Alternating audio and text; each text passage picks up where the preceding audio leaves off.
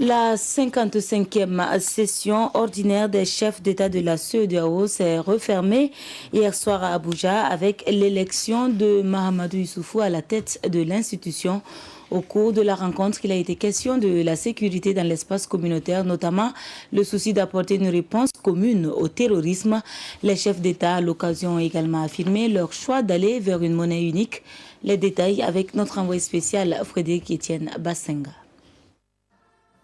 Voilà le nouveau président en exercice de la CEDEAO, le président du Niger, Mahamadou Issoufou.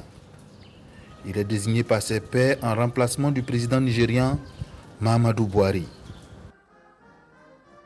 À cette 55e session ordinaire de la CEDEAO, la préoccupation principale des chefs d'État était la situation sécuritaire. Il faut envoyer un message clair et uni aux auteurs de violences dans l'espace communautaire. La session extraordinaire de Ouagadougou doit définir les grandes lignes de la réponse CEDEAO.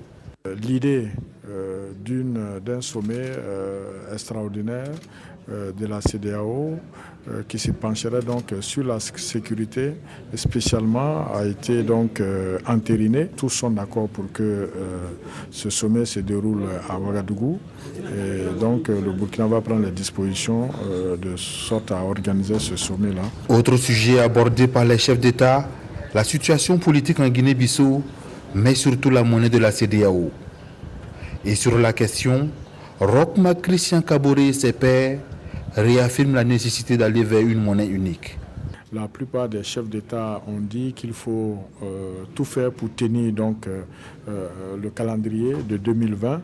Certes, pour aller vers une monnaie unique, il faut une certaine convergence en matière économique et quelques pays ne remplissent pas ces conditions. Et l'idée est de pouvoir donc démarrer avec ceux qui sont prêts. Et puis, ils vont être rejoints par les uns et les autres au fur et à mesure. Donc, c'est cette idée-là qui ressort pour les chefs d'État ou, par exemple, pour le président Issoufou qui conduit donc les réflexions au nom de ses pairs sur la monnaie unique. Il faut que 2020, on puisse marquer quelque chose, qu'on puisse marquer une sorte de démarrage de cette monnaie-là. Ce dernier sommet avec Mahamadou Buhari comme président en exercice de la CEDEAO permet également l'attribution de prix aux citoyens de l'espace commun qui ont fait leur preuve. À titre posthume, Kofi Annan et Ameyo Adedevo reçoivent respectivement le prix d'honneur aux éminentes personnalités et le prix du citoyen méritant.